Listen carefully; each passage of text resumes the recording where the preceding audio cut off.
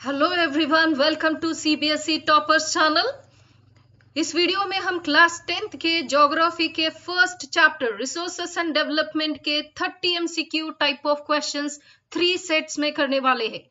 आने वाले 2026 board exam से पहले हमारे चैनल पर सोशल साइंस सब्जेक्ट के हर एक चैप्टर के हर एक सब टॉपिक पर क्विज बनेगी। इसलिए अगर आप हमारे साथ नहीं जुड़े हैं तो जल्दी से हमारे चैनल को सब्सक्राइब कीजिएगा, लाइक कीजिएगा और दूसरों के साथ शेयर कीजिएगा ताकि वीडियो अपलोड होते ही उसका नोटिफिकेशन आपको मिल जाए।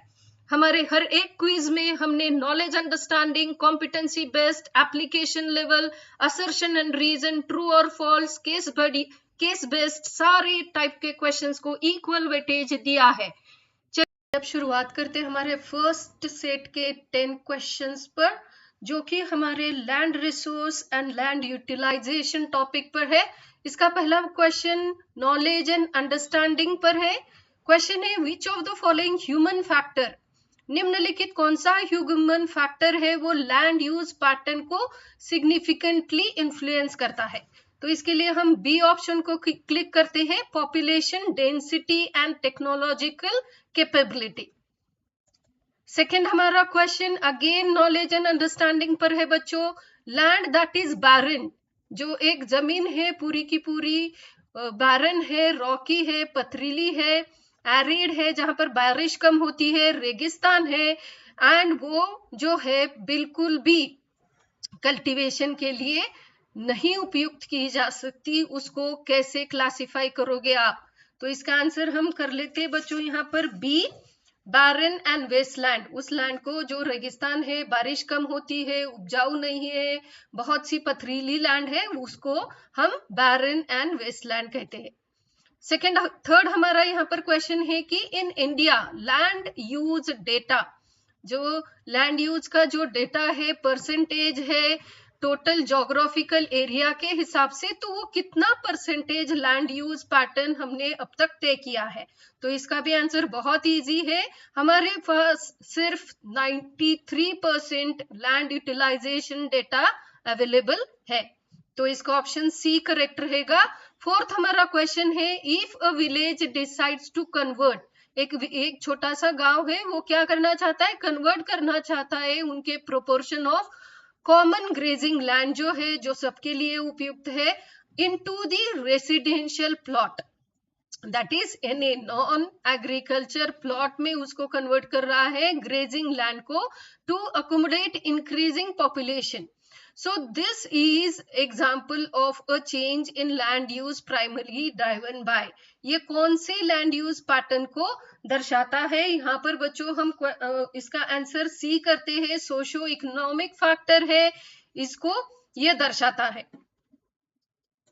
फिफ्थ हमारा यहाँ पर क्वेश्चन है, एप्लीकेशन लेवल क्वेश्चन है बच्चों। A farmer practices multi cropping, एक जो किसान है वो मल्टीपल क्रॉपिंग पैटर्न कर रहा है, अलग अलग क्रॉप्स को अपने फार्म में लगा रहा है on same piece of land, एक ही जमीन पर लगा रहा है in a single agriculture year. This practice would contribute to increase in which land use category, तो वो किस प्रकार की लैंड यूज कैटेगरी को इम्प्लीमेंट कर रहा है? तो अगर एक ही लैंड पर वन एग्रीकल्चर ईयर में बहुत सारे डिफरेंट टाइप्स के क्रॉप्स अगर एक फार्मर लगा रहा है, तो उसको हम कहेंगे, बी ऑप्शंस को करेक्ट करते हैं, ग्रॉस क्रॉप्ड एरिया।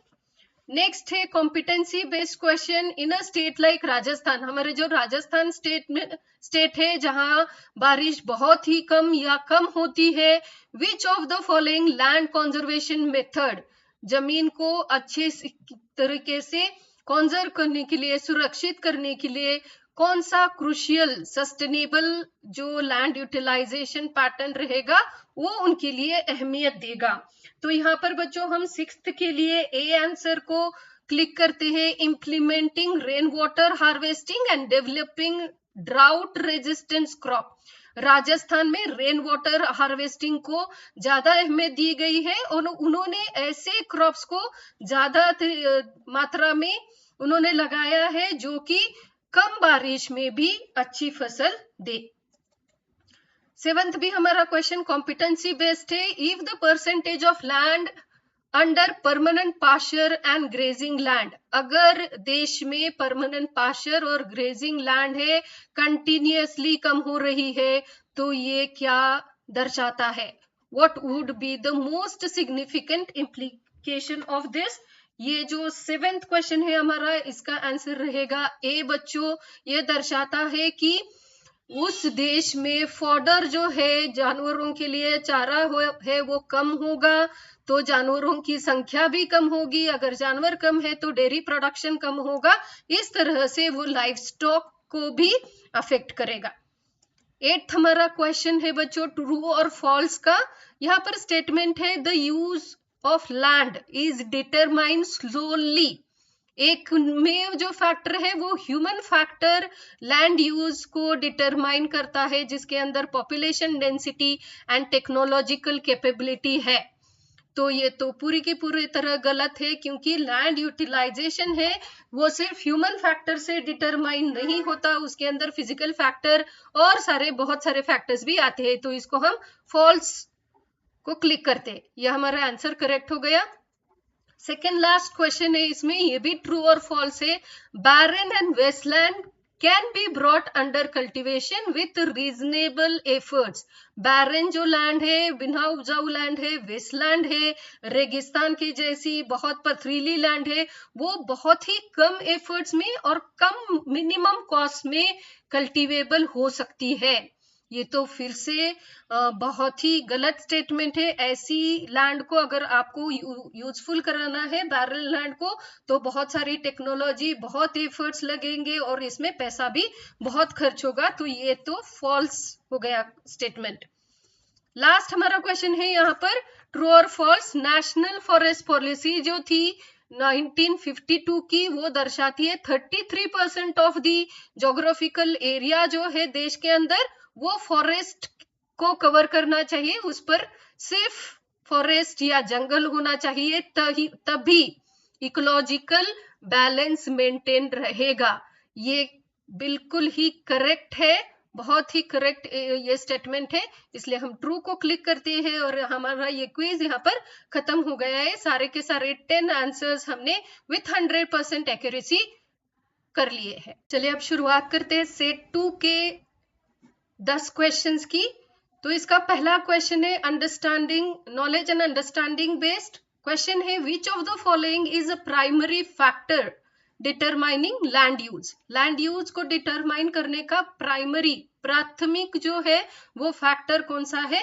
इसका आंसर हम ए को क्लिक करते हैं। Topography and climate is the primary factor that decides, वो डिसाइड करेगा कि लैंड वहां की कैसे यूज होगी। सेकेंड क्वेश्चन भी नॉलेज एंड अंडरस्टैंडिंग पर है। लैंड लेफ्ट अनकल्टिवेटेड, एक जो जमीन है अनकल्टिवेटेड मतलब वहां पर खेती नहीं कराई गई है 5 साल तक, तो इसको किस प्रकार की लैंड कहा जाएगा? इसका आंसर है कल्चरेबल वेस्ट लैंड। लैंड है जो कल्टिवेट हो सकती है लेकिन वहां पर खेती 5 साल से नहीं कराई गई है। थर्ड क्वेश्चन है what does net sown area refers in the land utilization statistic, जो है उसमें नेट सोन एरिया किसे कहते हैं? तो इसका आंसर है बच्चों a physical extent of land on which crops are sown and harvested in a agriculture year. एक एग्रीकल्चर ईयर में ऐसा ये एरिया है जहां पर खेती कराई गई है। फोर्थ हमारा क्वेश्चन है एप्लीकेशन लेवल। रीजन है, एक जगह है, एक क्षेत्र है जहां पर हेवी रेनफॉल होता है और बहुत ही उपजाऊ प्रकार की ऑल्यूअल सॉइल वहां पर मौजूद है। Which type of land utilization mostly likely to be predominant here. तो इस प्रकार की जमीन पर लैंड का यूटिलाइजेशन, जमीन का वापर जो है उसका उपयोग है वो किस लिए किया जाएगा? तो इसके तो आंसर को फिर से ए करते हैं, high proportion of net sown area. यहाँ पर है सारी की सारी जो जमीन है वहां पर खेती के लिए उपयुक्त है।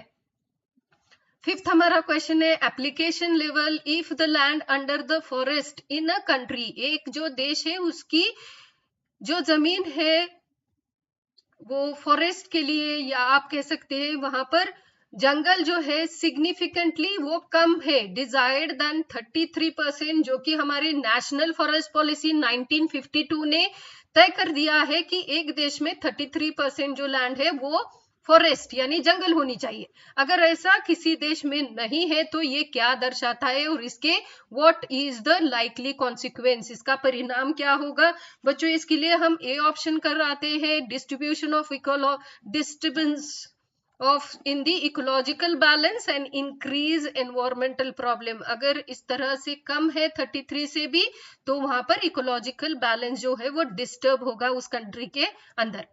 सिक्स्थ हमारा क्वेश्चन फिर से कॉम्पिटेंसी बेस्ड है। इन इंडिया, भारत में the pattern of net sown area जो है वो बहुत ही उसमें विविधता है from one state to another, हर एक स्टेट में वो अलग अलग है। फॉर इंस्टेंस यहाँ पर दिया गया है पंजाब हरियाणा जो हमारे राज्य हैं वहां पर 80% जो लैंड है वो यूटिलाइज की जाती है अच्छी तरह से के, लेकिन हमारे जो राज्य है अरुणाचल प्रदेश, मिजोरम एंड मणिपुर, वहां पर सिर्फ 10% लैंड है वो अच्छी तरह से उसका उपयोग किया जा रहा है। What is the most significant reason for this variation, इसके लिए कौन सा, इस वेरिएशन के लिए, इस विविधता के लिए कौन सा निम्नलिखित कारण आप ज्यादा अच्छी तरह से क्लिक करोगे, तो इसका ऑप्शन आएगा सी, वेरिएशन। भारत में जो है वो बहुत सी विविधता है, रिलीफ में, हमारे सॉइल में, क्लाइमेट में और सोशो इकोनॉमिक फैक्टर में।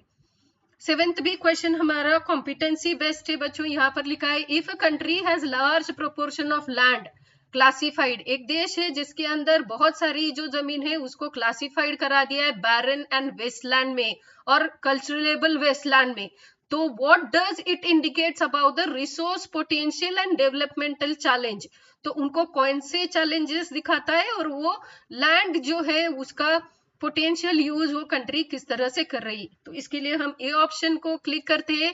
अ कंट्री फेसेस चैलेंज, वो देश है उसको चैलेंज क्या है कि ब्रिंगिंग मोर land under productive use, culturable जो लैंड है जो कि उपजाऊ करा सकते हैं उसको कराने में उनको चैलेंज हो रही है, and may need significant investment in the land reclamation and technology, उनके पास अच्छी सी टेक्नोलॉजी नहीं है ताकि वो पूरी की पूरी अपनी लैंड को उपजाऊ में कन्वर्ट कर दे।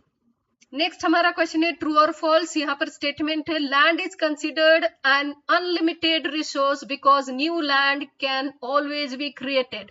This is completely false children, you can easily understand land is limited, it's not unlimited. हम जमीन को तैयार नहीं कर सकते, तो ये फॉल्स है। नेक्स्ट नाइन्थ बी ट्रू और फॉल्स है। The term fallow land refers to land that is permanently unsuitable for cultivation. Fallow जो लैंड रहती है वो परमानेंटली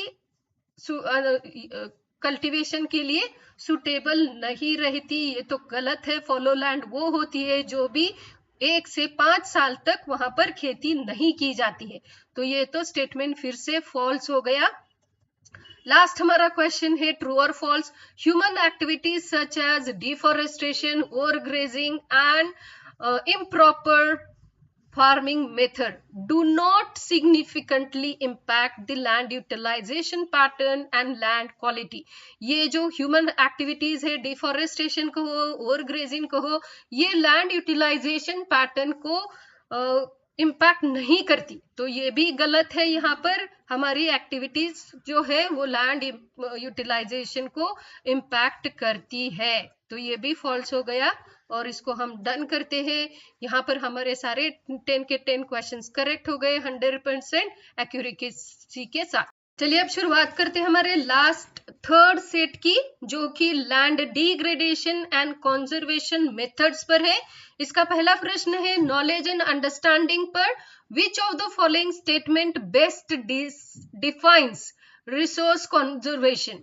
रिसोर्स को कंजर्व कैसे, उचित उसको उपयोग कैसे कराना है, इसके लिए निम्नलिखित कौन सा स्टेटमेंट जो है वो सही दर्शाता है। इसके लिए हम आंसर जो है डी को क्लिक करते हैं बच्चों, केयरफुल एंड जुडिशियस, उचित तरीके से रिसोर्स को यूज करे, giving time to them to renew and prevent them from misuse, उनको फिर से रिन्यू करने के लिए टाइम दे और उसका मिसयूज बिल्कुल ही ना करे। सेकेंड हमारा क्वेश्चन है अगेन नॉलेज एंड अंडरस्टैंडिंग पर गांधी जी की जो फिलॉसफी थी रिसोर्स कंजर्वेशन के लिए वो क्या दर्शाती है। तो इसके लिए बच्चों हम सी ऑप्शन को करेक्ट करते हैं। He thought that he always said that nature has everything for everybody's need for not but not for anybody's greed. Third यहाँ पर क्वेश्चन है हमारा एप्लीकेशन लेवल है, a community decides to implement rain water harvesting system, एक छोटी सी community है वो rain water harvesting system कराना चाहती है हर एक घर में। तो ये किस प्रकार का एग्जाम्पल है, किस प्रकार के एग्जाम्पल को दर्शाती है, हम यहाँ पर सी ऑप्शन को करेक्ट करते हैं। वो जो कम्युनिटी है वो रिसोर्स कंजर्वेशन मेथड को अपनी कम्युनिटी के अंदर ज्यादा प्रायोरिटी दे रही है अपने लेवल पर। फोर्थ क्वेश्चन है अगेन एप्लीकेशन लेवल है, to address the issue of land degradation and in an agriculture area caused by excessive use of chemical fertilizer। तो एक एरिया है, एक पोर्शन है जहां पर लैंड डिग्रेडेशन हो रही है क्योंकि वो जो किसान है उसने बहुत सारे केमिकल फर्टिलाइजर्स यूज किए हैं। अब वो किसान क्या कर रहा है, he decides to switch to organic farming, वो जैविक प्रकार से खेती करना चाहता है और क्रॉप रोटेशन करना चाहता है। तो उसका ये जो डिसीजन है वो क्या डेमोन्स्ट्रेट करता है। तो हम फोर्थ के लिए बच्चों डी ऑप्शन को चूज करते हैं। उसका जो एक्शन होगा वो दर्शाता है कि वो रिसोर्स कंजर्वेशन के प्रिंसिपल को वो अहमियत देके उसको इम्प्लीमेंट कर रहा है कि ताकि सॉइल की, वहां की मिट्टी की हेल्थ फिर से इम्प्रूव हो जाए।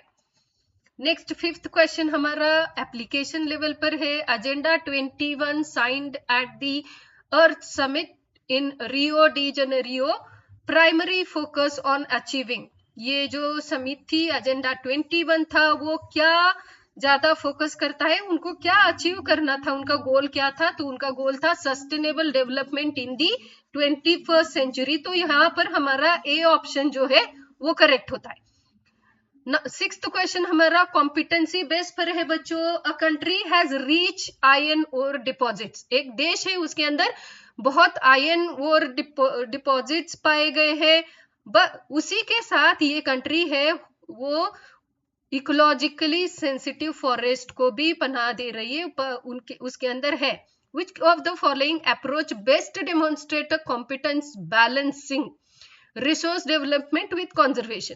तो ये जो कंट्री है उसको ये दोनों चीजों को बैलेंस करने के लिए उनको अपने आयरन वोर्स को भी अच्छे तरह से इस्तेमाल करना है और डेवलपमेंट लाना है अपनी कंट्री में। तो माइनिंग करनी पड़ेगी, माइनिंग करनी पड़ेगी तो फॉरेस्ट को कट करना पड़ेगा। ये दो जो अलग अलग सिचुएशन है वो कंट्री उसको कैसे बैलेंस तरीके से हैंडल करे, डेवलपमेंटल भी हो उसके साथ ही फॉरेस्ट का कंजर्वेशन भी हो।